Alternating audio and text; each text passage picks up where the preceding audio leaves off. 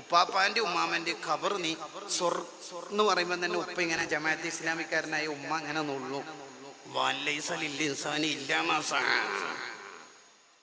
മോനിക്ക് മുഹിയുദ്ദീൻ ഷേഖിനെ അറിയോ? ഇഫായ് ഷേഖിനെ അറിയോ? അല്ലാണ്ട് ടോം ആൻഡ് ജെറി അറിയോ? യൂട്യൂബിൽ വെച്ചേർത്തെ എന്നല്ല പറഞ്ഞല്ല. അല്ലെങ്കിൽ ഇപ്പൊ ഒരാൾ എങ്ങനെയാ ഈ വഹാബിയൊക്കെ ആവണത്? ശരിക്കും പറഞ്ഞാല് നിഷ്പക്ഷമായി ആലോചിക്കുകയാണെങ്കിൽ ഈ ഒരു പള്ളി, ഇതൊരു പള്ളിയാണെന്ന് സങ്കല്പിക്കുക. രാവിലെ നിക്കാഹ് നടക്കുന്നു. 300 ആള് പങ്കെടുത്ത ഒരു നിക്കാഹിന്റെ സദസ്. സാദാത്തുക്കളുണ്ട്, ആലിമീങ്ങളുണ്ട്, മുത്തക്ബറക്ക് ബിഹിയായ കുറെ മനുഷ്യന്മാരുണ്ട്. വലിയ ദർസുള്ള ജുമുഅത്ത് പള്ളിയാണ്. തങ്ങൾ ഉസ്താദാണ്, മുദരിസ്, സെക്കൻഡ് മുദരിസ് ഉണ്ട്, ഉസ്താദുമാര് വേറെയുണ്ട്, മുഅല്ലിമീങ്ങളുണ്ട്. മുത്തഅല്ലിമീങ്ങൾ 150 മുത്തഅല്ലിമീങ്ങളുണ്ട്. ഉസ്താദുമാരെല്ലാരും കൂടി 200 ആളുണ്ടാവും, മുത്തഅല്ലിമീങ്ങളടക്കം. പിന്നെ സാധാരണക്കാര്. അങ്ങനെ പുതിയാപ്പിള നിക്കാഹിന് ഇരുന്നു. അമ്മോശൻ ഉസവ്വിജുക അലാ മാ അമറല്ലാഹു ബിഹി ചൊല്ലി. പക്ഷേ ഈ പുതിയാപ്പിള ഒരു മുജാഹിദായിരുന്നു, ഒരു വഹാബി. ബാക്കി 299 ആളും സുന്നികളാണ്.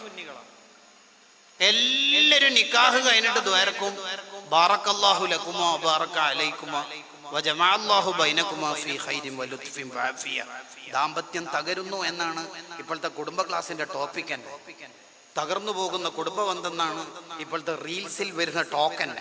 അതുകൊണ്ട് ഈ കുടുംബത്തെ നീ തകർക്കല്ലേ, ബർക്കത്ത് ചെയ്യണേ എന്ന് ദ്വാരന്നു കൊടുത്തു. ഇവൻ ആമി പറയോ? ഇല്ല. അല്ലാഹുമ്മ ഖ്റുജ് മിൻഹുമാ ദുരിയത്തുൻ ത്വയ്യിബതൻ നാഫിഅതൻ ലിസ്ലാമി വൽ മുസ്ലിമീൻ. ഈ ദമ്പതിമാർക്ക് ജനിക്കുന്ന കുട്ടികളൊക്കെ സ്വാലിഹീങ്ങളാക്കണേ എന്ന് ഇവര് ദ്വാരക്കുന്ന എന്തിനാ? 299 ആളും. കുട്ടികൾ തകരുന്നു, ലഹരി വിനയാവുന്നു, ഇങ്ങനെയൊക്കെ ഹെഡിങ്ങുകൾ വരുന്നു. ലഹരിയിൽ മുങ്ങുന്ന യുവത, ഇതാണ് ടൈറ്റിൽ. അതുകൊണ്ട് ഈ ഇവരുടെ കുട്ടികളെ ഒന്നും ഇങ്ങനെ പിശാചിന്റെ ഒരു ഷർറിനും പെടുത്തല്ലേ. ഇവന്തു ആയിരുന്ന അമ്മി പറയോ? പറയോ? 299 ആളും ദ്വാരക്കുന്നത് ഇയാളുടെ ദാമ്പത്യം, ഇയാളുടെ മക്കളും സ്വാലിഹീങ്ങളാവാൻ, ഇയാളുടെ ദാമ്പത്യം ഉഷാറാവാൻ. ഇയാളോ? ഞാൻ പ്രത്യേകമായ ഒരു പ്രത്യാശാസ്ത്രത്തിന്റെ ആളാണ്, എനിക്ക് കൂട്ടുപ്രാർത്ഥന പറ്റില്ല. ഇവൻ എന്തിപ്പം വിളിക്കേണ്ടത്? നിങ്ങൾ ആലോചിച്ചു, നിങ്ങൾ എന്നെ വിളിച്ചോളൂ, എനിക്കറിയില്ല. ഇയാൾ എന്തിപ്പം വിളിക്കേണ്ടത്? അസവാദുല്ലാമായ മഹാഭൂരിപക്ഷം മനുഷ്യന്മാരും ഇയാൾക്ക് വേണ്ടി ദ്വാരക്ക. ഇയാളോ? കൂട്ടുപ്രാർത്ഥന പറ്റൂല. അവനവൻ അല്ലാഹുവിനോട് ദുആ ചെയ്യും. ഇവനെങ്ങനെ വിളിക്കണ്ടേ? നിങ്ങൾ ആലോചിച്ചു. ശരിക്കും ഇപ്പൊ ഒരാള് വഹാബി ആകുക എന്നൊക്കെ പറഞ്ഞാല് ഒരു മഹാഭൂരിപക്ഷ ആളും നരകത്തിലാന്ന് പറയുമ്പോഴേ ഒരാൾ വഹാബി ആവുള്ളൂ. കാരണം ഉപ്പ മൗലിദ് ഓതല്ല്, ഉമ്മ മൗലിദ് ഓതല്ല്, ഉപ്പാപ്പ ഓതാറുണ്ട്, അവരൊക്കെ നരകത്തിലാന്ന് പറയേണ്ടി വരില്ലേ? ഇനി ഇയാളുടെ ഉപ്പിയുമ്മയൊക്കെ സുന്നികളാവുമല്ലോ. ഇവര് നേരെ ഷാർജയിലേക്കോ റാസൽ ഖൈമയിലേക്കോ അബുദാബിക്കോ ഫ്ലൈറ്റ് കയറി. മക്കളൊക്കെ ആയി കുറച്ച് കൊല്ലം കഴിഞ്ഞിട്ട് തിരിച്ചു പോന്നു. വരുന്ന വഴിയിലാണ് മനസ്സിലാണത് ഉപ്പ ഉമ്മ വയസ്സായി ആക്സിഡന്റിൽ മരിച്ചിട്ടുണ്ട്. തിരിച്ചു വന്നു, ഇവിടെത്തി.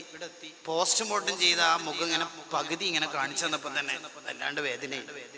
പേരക്കുട്ടികൾ ഇങ്ങനെ ദ്വാരക്കുണ്ട്. അല്ലാഹ്, ഉമ്മാമ കഴിഞ്ഞ പെരുന്നാക്ക് ഒരു ചുംബന തന്നിട്ട് ഇനി എപ്പാ വരിക മോളേന്ന് വെച്ചിട്ട് എന്നെ പറഞ്ഞയച്ചു തന്നിട്ട് മൂത്ത മോളും ചെറിയ കുട്ടികൾ ഇങ്ങനെ കരണ്ട്. ഉപ്പാപ്പാന്റെ ഉമ്മാമന്റെ ഖബർ നീ എന്ന് പറയുമ്പോൾ തന്നെ ഉപ്പ ഇങ്ങനെ ജമാഅത്തെ ഇസ്ലാമിക്കാരനായ ഉമ്മ ഇങ്ങനെ നുള്ളു.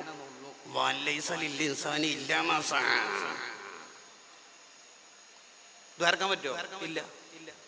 ഒരു വരണ്ടുണങ്ങിയ പ്രത്യയശാസ്ത്രം. ഇതാവാതിരിക്കാൻ എന്തപ്പോ വേണ്ടത്? ഗസാലി ഇമാം പറഞ്ഞ ചെറിയ പ്രായത്തിലെ മക്കൾക്ക് സ്വാലിഹീങ്ങളെ ചരിത്രം ഇങ്ങനെ പഠിപ്പിച്ചു കൊടുക്കുക. മോനിക്ക് മുഹിയുദ്ദീൻ ഷേഖിനെ അറിയോ? ഇഫായ് ഷേഖിനെ അറിയോ? അല്ലാണ്ട് ടോം ആൻഡ് ജെറി അറിയോ? യൂട്യൂബിൽ വെച്ചേർത്തെ എന്നല്ല പറഞ്ഞല്ല.